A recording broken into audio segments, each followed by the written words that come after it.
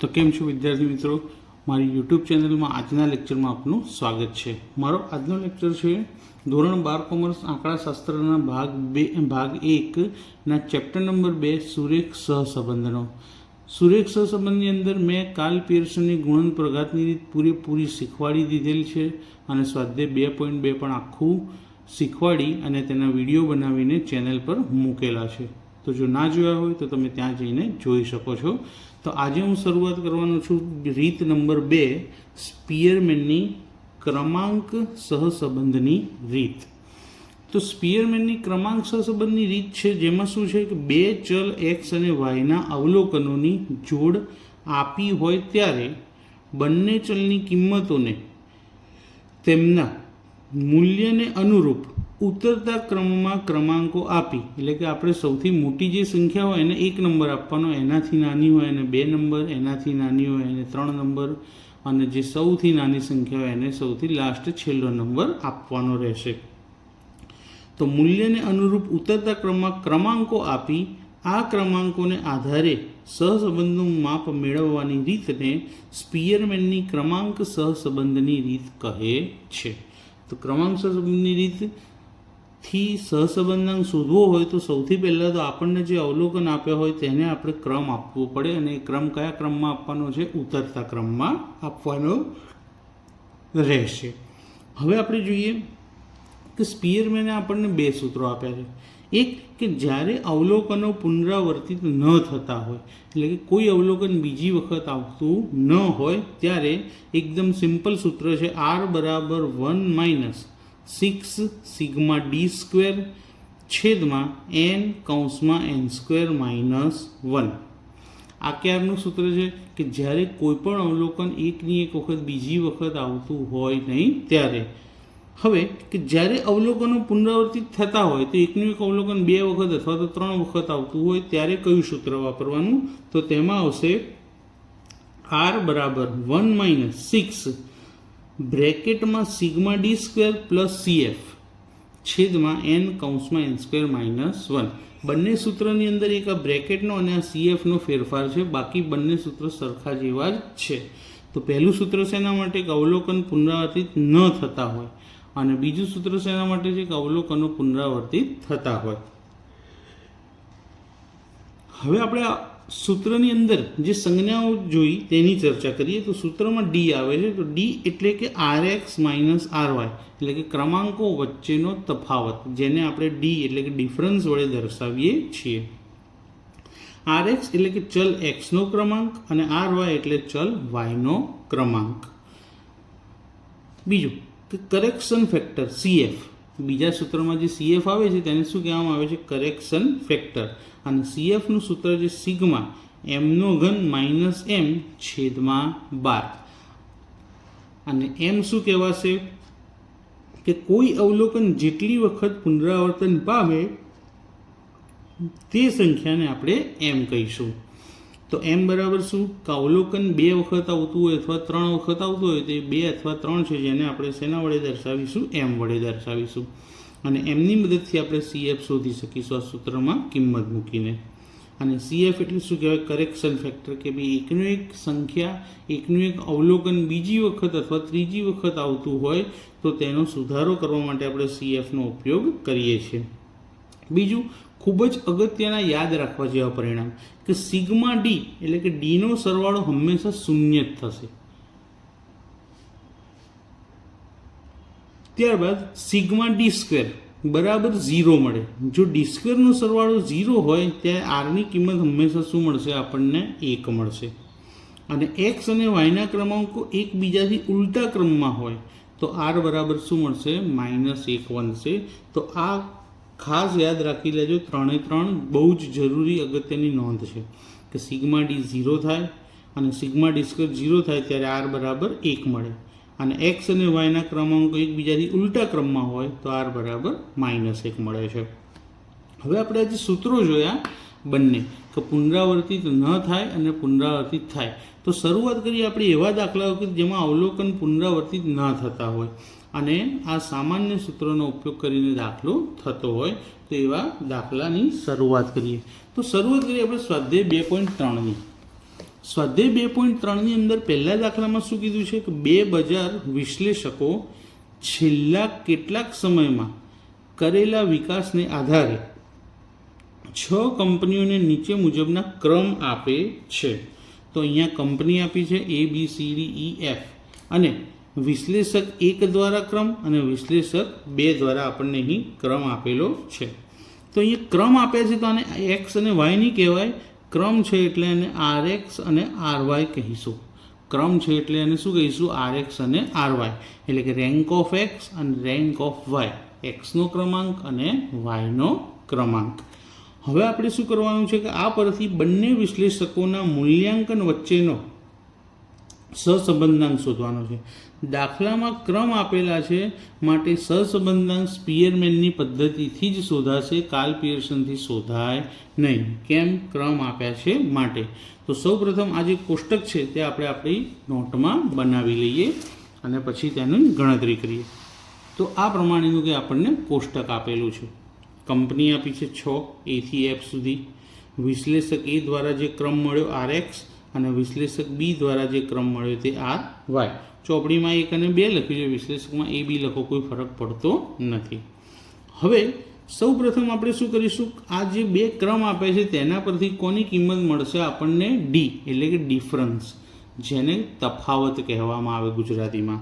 અને તફાવત શોધવા માટેનું સૂત્ર RX માઇનસ RY. તો RXની કિંમતમાંથી RYની કિંમત બાદ કરીને લખવાની છે. બહુ જ સિમ્પલ દાખલો છે, 3 ગુણમાં પૂછાઈ શકે છે, તો ધ્યાનથી જોજો, 3 ગુણ પાક્કા થઈ જશે. 5માંથી 6 જાય તો -1, 2માંથી 4 જાય તો -2, 1માંથી 3 જાય તો -2, 4માંથી 2 જાય તો +2, 3માંથી 1 જાય તો પણ +2, 6માંથી 5 જાય તો 1. હવે તમે ધ્યાનથી જુઓ, 1, 2 અને 2 એટલે ટોટલ 5 થાય. કેવા? પ્લસ. અને અહીં પણ 1, 2 અને 2, આનું પણ ટોટલ 5 થાય, પણ કેવા? માઇનસ. 5માંથી 5 જાય તો 0. તો મેં હમણાં જ તમને નોંધ જણાવી તે પ્રમાણે કે સિગ્મા ડી હંમેશા શું મળશે? તમને 0 જ મળશે. તો અહીંયા આગળ જો આપણને 0 મળી ગયું. હવે D² શોધીએ કે ડીમાં જે કિંમતો મળી એ બધી જ કિંમતોનો શું કરવાનો રહેશે? આપણે વર્ગ કરવાનો રહેશે. અને વર્ગ હંમેશા પ્લસ હોય. વર્ગ હંમેશા કેવો આવશે? પ્લસ. 1નો વર્ગ 1, 2નો વર્ગ 4, 2નો વર્ગ 4, 2નો વર્ગ 4, 2નો વર્ગ 4 અને 1નો વર્ગ 1. વર્ગ ક્યારેય માઇનસ મળતો નથી. હવે આ બધાનો શું કરી લઈશું? સરવાળો કરી લઈશું. તો 4 વખત 4 એટલે 16, 17 અને 18. તો સિગ્મા D² આપણને કેટલા મળ્યા? 18 મળી ગયા. કોષ્ટક આપણું પૂરું થઈ ગયું. બહુ જ સરળ કોષ્ટક હતું, કારણ કે RX RY ડાયરેક્ટ આપણને આપ્યા હતા માટે. હવે આપણને n બરાબર કેટલા આપે છે તે જોઈ લઈએ. તો કેટલી કંપની આપી હતી? 6. તો n બરાબર 6. nની કિંમત આપણને મળી ગઈ છે. હવે સૂત્ર, તો કયું સૂત્ર વાપરીશું? તો હમણાં જ આપણે ચર્ચા કરી છે તે પ્રમાણે 1 - 6 સિગ્મા D² છેદમાં n(n²-1). હવે આ સૂત્રની અંદર આપણે કિંમતો મૂકી દઈએ. આ બધી જ કિંમત આપણી પાસે રેડી છે. તો 1 - 6 સિગ્મા D² કેટલા છે? 18. તો બ્રેકેટમાં 18. n કેટલા છે? તો 6 આપેલા છે.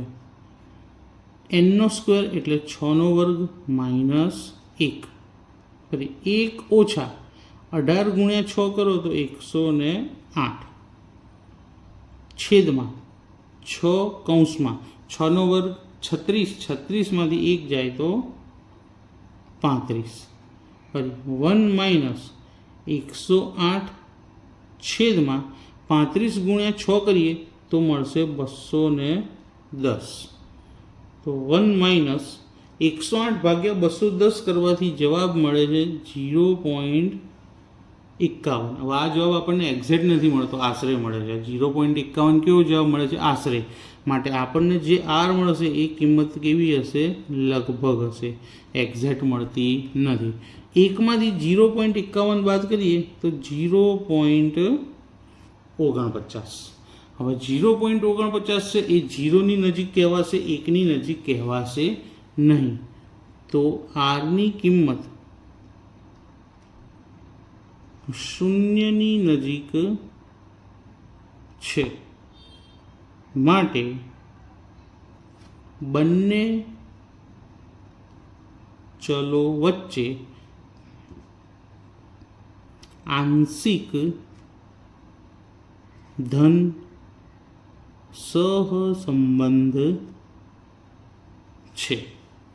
0ની સાથે જ એટલે આંશિક આવે, 1ની નજીક હોય તો આંશિકના બદલે શું લખીએ છીએ આપણે? ગાઢ લખીએ છીએ. તો પહેલો દાખલો પૂરો થઈ ગયો. એકદમ સિમ્પલ દાખલો હતો. RX RY આપ્યા હતા, ડી અને ડી સ્ક્વેર શોધી સૂત્રમાં કિંમત મૂકી દીધી છે, અને એ પણ બહુ સરળ છે.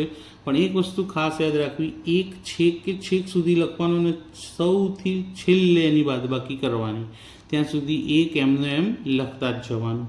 હવે એક બીજો આવો જ દાખલો જોઈએ, ફરીથી દાખલા નંબર 2. તો દાખલા નંબર 2ની એકવાર રકમ જોઈ લઈએ ચોપડીમાં. તો દાખલા નંબર 2માં શું કીધું છે કે એક નિદર્શમાં આપેલા જુદા જુદા 9 ગામો, એટલે n બરાબર કેટલા આવશે આમાં? 9. સ્વચ્છતા અભિયાન અને બેટી બચાવો અભિયાન અંગે કરેલા કાર્યોને આધારે એક અધિકારી તેમને નીચે મુજબ ક્રમ આપે છે. તો જો અહીં પણ શું આપેલું છે? ક્રમ. તો ઉપર જે રકમ છે RX કહેવાશે અને નીચેની જે રકમ છે તે RY કહેવાશે. તો આ પરથી બંને અભિયાનની કામગીરી વચ્ચે સહસંબંધાંક શોધો. પણ ક્રમ આપેલા છે માટે સ્પીયરમેનની જ રીત થશે, કાલ પિયર્સન થાય નહીં. તો સૌથી પહેલાં આપણે જે આ કોષ્ટક આપેલું છે તે કોષ્ટકને નોટની અંદર દર્શાવી દઈએ. તો કોષ્ટકને નોટમાં દર્શાવી દઈએ. સૌ પ્રથમ શું લખ્યું આપણે? ગામ. ત્યારબાદ જે અધિકારીએ ક્રમ આપ્યા હતા, તો પહેલા ક્રમને આપણે શું દર્શાવ્યો? RX, અને બીજા ક્રમને આપણે શું દર્શાવી દીધો? RY. હવે આપણે આ બંનેને વચ્ચેનો તફાવત એટલે કે શું શોધીશું? D. અને D શોધવાનું સૂત્ર શું છે? RX minus RY. તો સૌ પ્રથમ બાદબાકીની શરૂઆત કરીએ. તો સૌથી પહેલી 4માંથી 6 જાય તો -2, 8માંથી 8 જાય તો 0, 7માંથી 5 જાય તો 2, 1માંથી 1 જાય તો 0, 9માંથી 9 જાય 0, 5માંથી 7 જાય તો -2, 6માંથી 3 જાય તો 3, 2માંથી 4 જાય -2, 3માંથી 2 જાય તો 1. હવે સૌ પ્રથમ પ્લસ સંખ્યાઓ કેટલી છે તે જોઈએ. 1, 3 અને 2. તો આ ત્રણેય સંખ્યાનું ટોટલ કેટલું થાય? 6. માઇનસ સંખ્યાઓનું ટોટલ જોઈ લઈએ. -2 અને -2. તો 2 ને 2 4, 4 ને 2 6. માઇનસનું ટોટલ પણ થાય છે 6. તો 6માંથી 6 જાય તો શું મળશે? 0. તો સિગ્મા ડી સ્ક્વેર કેટલા મળે આપણને? 0 મળી ગયા. હવે ડી સ્ક્વેર શોધીએ. સોરી, સિગ્મા ડી 0 મળી ગયા. હવે ડી સ્ક્વેર શોધીએ. 2નો વર્ગ કેટલો થાય? 4. 0ની સામે તો 0. 2નો વર્ગ 4. 0ની સામે 0. 0ની સામે 0. 2નો વર્ગ 4. 3નો વર્ગ 9. 2નો વર્ગ 4.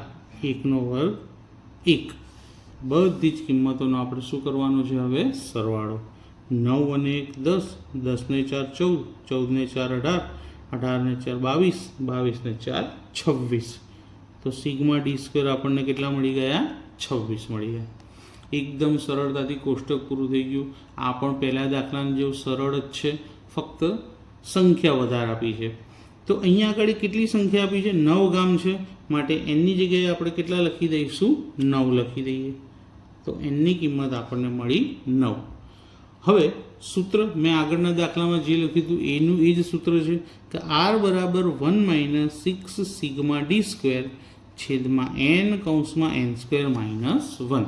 તો આની અંદર કિંમતો મૂકીએ જે આપણે શોધી લીધી છે.